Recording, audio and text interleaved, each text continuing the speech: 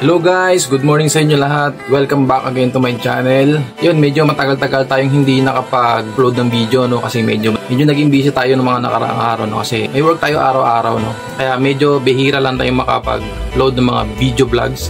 Pero pipilitin natin makapag-upload ng mas madalas, no. Hanapan natin yung time. So for today's video nga guys, no, araw na linggo, may free tayong oras, no. Try natin lumabas, no, at mag-vlog tayo sa labas. So may pupuntahan tayong coffee shop or kainan dito sa may bandang Binangonan, no. Bali nakita ko lang siya sa Facebook yung lugar, tapos feeling ko kasi maganda yung ano niya, maganda yung place, no. So napicurious lang ako kung anong meron doon, kaya i-try nating puntahan. So ngayon guys, bibihis lang tayo, no. Maligo lang tayo bago tayo umalis. So update tayo mamaya guys. Okay na, paalis na tayo ngayon guys. Papunta na tayo ng Grace Hill. Bali sa Grace Hill kami pupunta, no. May kasama nga pala tayo ngayon, si Tito at si Pinsan. Tara.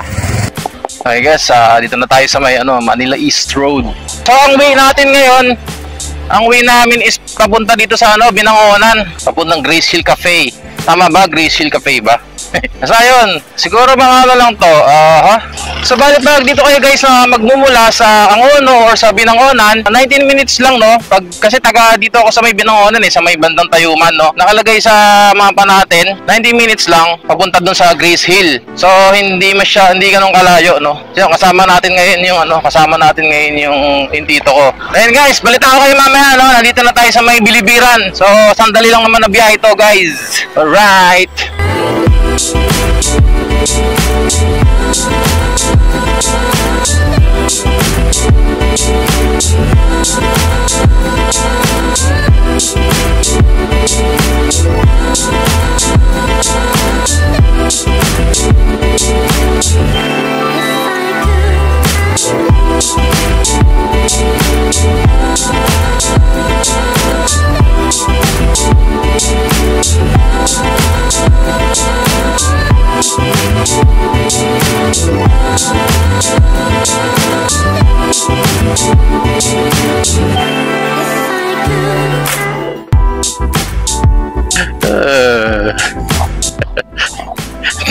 Hindi ko maabot. Akala ko makakalagpas tayo dito sa nakalusot tayo kanina nun dito kaya ka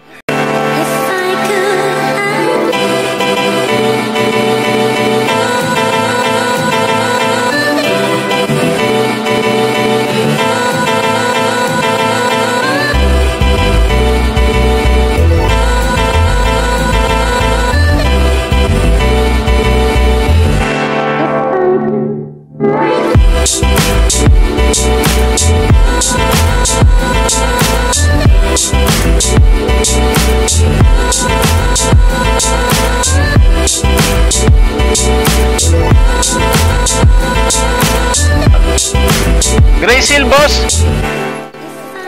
Sa Grace Hill. Asa na, ito matarik tayo, no? So, kaya po, kayo nagbakan. Matarik po talaga? Yung una nga ako kasi yung steep road po yung pangalawin. Sige. Sige po. Matarik daw ko, Jo. Matarik daw, kailangan may buwelo. Matarik daw. Kailangan may buwelo tayo paano.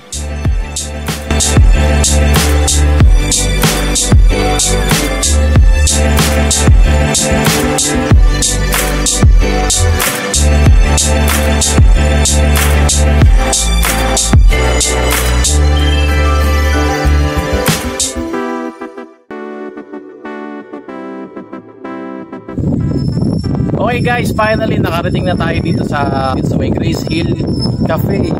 So as of now, nagpahinga muna kami dito sa parang entrance, kasi pagpasok mo may entrance pa siya. So nagpahinga muna kami dito, may mga upuan dito. Ayan. Dito guys, ayun may maganda din yung doon, yung view dito sa may likod. Bali ayan yung Laguna Lake, no? Laguna Lake. Mahangin yung rito guys, yung panahon dito, yung environment, tapos green. Nakaka-refresh siya. Oo. So kung gusto nyo magpahinga talaga, kung mag-relax, galing ka sa isang mahabang linggo ng trabaho, tapos pag Sunday, maganda yung ano rito guys, maganda yung lugar. Yan, mahangin. Eh, magkapahinga lang kami dito ng mga ilang minuto kasi medyo napagod din kami sa biyahe, no, kahit sandali lang yung biyahe. So yun, tapos doon ay mismong yung kapihan, pero alam ko may mga ano rin din, may mga ano pa doon guys, may mga iba pang tahe or mga meals na pwede nyo pagpilian, pero ang talaga pinunta lang namin dito is yung ano, yung kape, ganyan, tsaka yung pahinga. So yun, mamaya siguro, no, pagkapahinga natin dito, doon na talaga yung ipakay natin sa may Grace Hill Cafe. Yan. Okay naman dito. Hindi maririnig naman yung stress mo dito. Maganda yung kanyang view. Hanggang kape lang muna kami ngayon, guys. Kakape lang muna kami, wala sugar, ha. Pero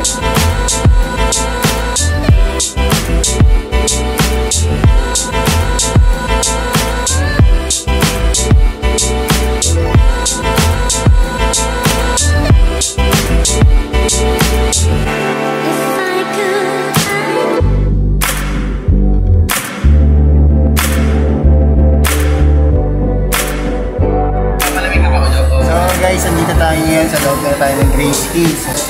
So, binigyan na kami ngayon ng anong list. So, ito na yung titingnan namin. Ito yung price list nila dun sa kanilang mga order menu. So, yung mga naka-high rates daw ngayon, hindi siya available. Tama ba? Oo, hindi siya available. Wala siya ngayon. So, ano na siya, yung sold out? Sold out na raw siya. So, ibig sabihin, mga brad, mga system, mabilis maubos yung kanila dito ng mga menu. So, ngayon, so far naman, nag-iisip pa si Poging Vloggers kung ano aming kakainin, kung ano aming iniin. Tingin ko, baka magtutubig na lang kami. Ayan, pagpasok nyo pala dito, no? Pagpasok nyo dito, guys. Ay, bibigyan kayo ng staff nila ng ano, ng ganito yung listahan ng menu.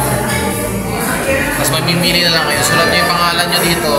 Tapos i-check nyo rito, bilugan nyo yung order nyo. Tapos babalikan kayo ng staff. Tapos bibigyan nyo na para i-serve nila yung order. Okay, no, umorder lang kami ng tig-isang kape kasi yung iba kasing menu wala, ano na, sold out, kaya nagkape na lang kami ni Diego, kape latte. So pwede kayong umorder mainit o kaya yung malamig, ice. So kami order namin yung ice.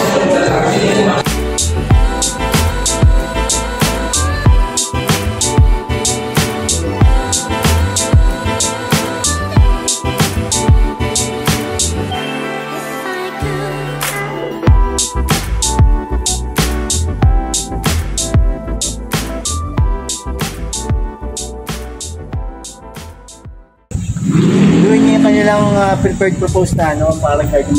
Ayun, yung paragliding, oh. So mamaya, daanan natin yan bago tayo lumabas. Nakikita niyo paragliding. So hindi pa naman open, so prepare pa lang.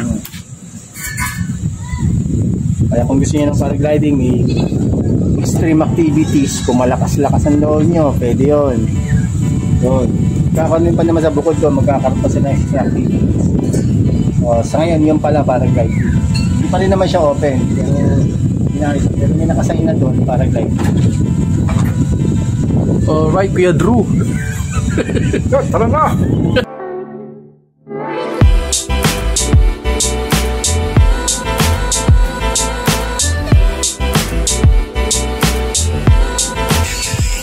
Okay, meron din sila pala dito ano, no, paragliding area.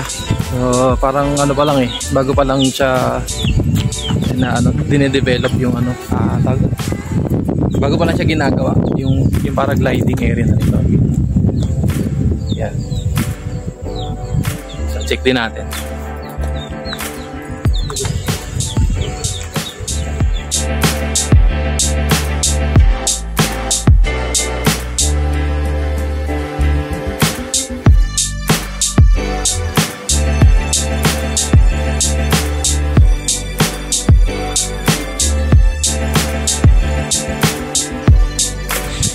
Uy. So dito sila mag-start ng paragliding. Ito ang spot na to. Tapos doon sila sa tubig. alone. Saan ba nila? Baka doon pa sa kabila. Tingnan natin, baka may... Hindi, dito ka talaga kasi tatakbo ka rito. Doon galing ka ron. So may hangin tatakbo. Tataas ka ng hangin. So dito talagang Or... landing area. Bawal na doon kasi tarik. Baka malaglag ka ron. So kaya may ganyang kulay itim, palatanda na hanggang dyan lang ang pwede mong kakaran. Kasi pag sumobra ka doon, malalaglag ka na ron kasi tirik na yun. So doon, ang documenture siguro, yan nga, kapatado nila yan, ayusin nila yan. Tatakbo ka doon dito. Doon, lipad ka ron.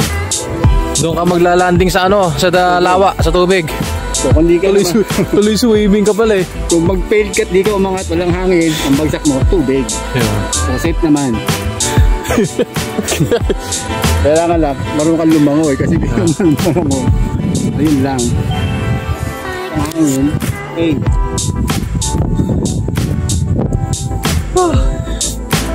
Kapagod.